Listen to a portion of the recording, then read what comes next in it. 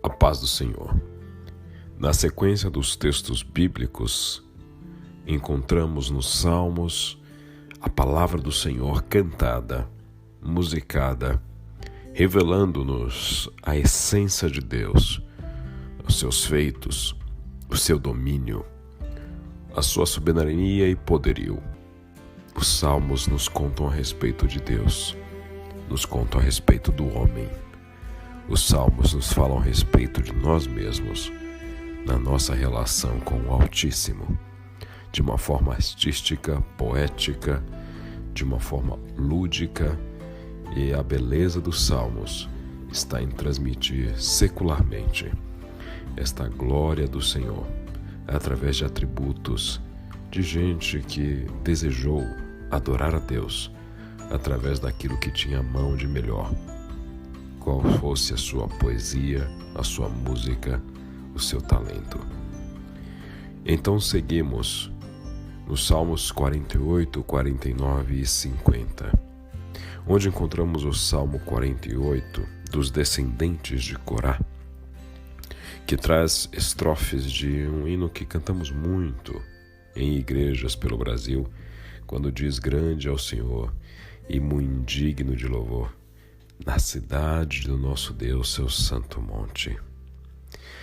Esta cidade do nosso Deus, Jerusalém, e seu santo monte, que é Sião, onde está o templo do Senhor, são retratados como este lugar de adoração a Deus. Os muros fortificados, suas torres e cidadelas, são descritos a gerações futuras como um testemunho de quem é o Senhor.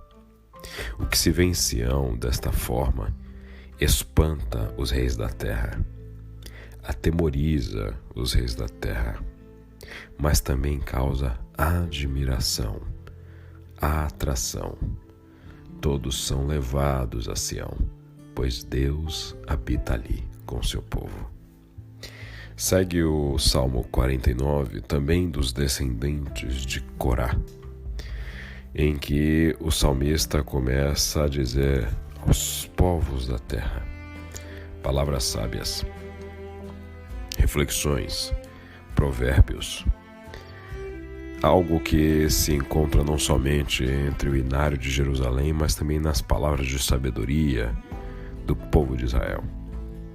No versículo 5, o salmista chega a dizer: porque terei medo quando vierem as dificuldades, ou quando inimigos perversos me cercarem? Esta é a grande pergunta retórica que todo servo de Deus deve se fazer. Por que terei medo quando vierem as dificuldades? Quando reflete então sobre a existência humana, o salmista diz: ninguém é capaz de pagar o preço por uma vida. E então, refletindo sobre esta existência humana finita, diz que a morte inevitável de todos é algo inexorável, que todos iremos enfrentar. Mas há no Senhor um resgate prometido, que Ele ainda não pode descrever qual é, mas que nós, à luz da obra de Cristo, sabemos qual seja. Assim, todos irão padecer, não levando nada desta vida. E então o salmista encerra este Salmo 49 falando a respeito dessa limitação, onde mesmo o perverso que enriqueça não levará nada consigo após a morte. Ainda que se considere afortunado, morrerá como todos os seus antepassados, pois dessa existência nada se leva. E então vamos ao Salmo 50, onde o Deus Todo-Poderoso é louvado. E então começa este Deus Todo-Poderoso a declarar quem Ele é. O Deus que convoca os céus em cima e a terra embaixo para testemunharem o julgamento de seu povo. Este Deus, como diz o versículo 9, não precisa dos novilhos, dos estábulos dos homens, dos bodes, nem de seus currais. Deus não precisa das ofertas oferecidas a Ele. Portanto, a fidelidade a Deus não é para saciar alguma de suas necessidades, mas Deus exige fidelidade do homem para reforçar um relacionamento que ele deseja ter com este ser humano que se aproxima dele. O versículo 23, inclusive, diz: a gratidão, porém, é um sacrifício que de fato me honra. Se permanecerem em meus caminhos, eu lhes revelarei a revelação da salvação de meu Deus.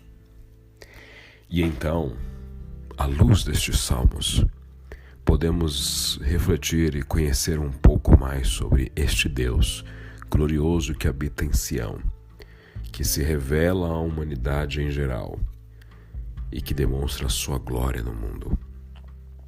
Do ponto de vista bíblico, a grande razão da existência humana é glorificar a Deus. Isso não é um privilégio somente dos homens e das mulheres, mas o registro bíblico não hesita em explicitar que esta é a grande razão de existência de todo o universo.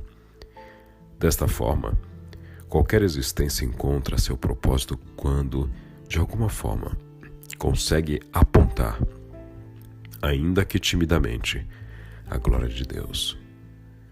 Quando o salmista fala a respeito de uma Sião que serve de sinal a todos na terra, sobre quem é Deus, ele está falando de um lugar aonde todos possam olhar e ver Deus ali. E se podemos dizer que lugar é este? Este lugar é a igreja.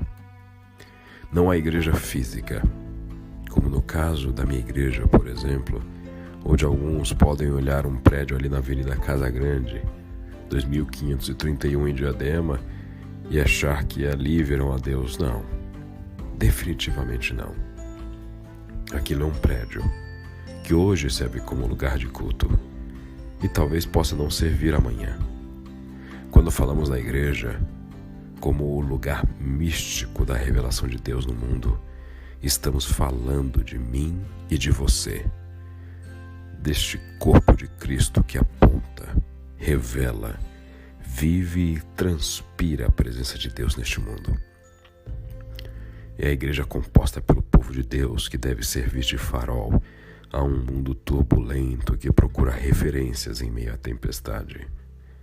Mais do que dizer em quem votar, o que vestir ou assistir, o mundo precisa olhar para Sião, a igreja, e ter nela um vislumbre da glória de Deus.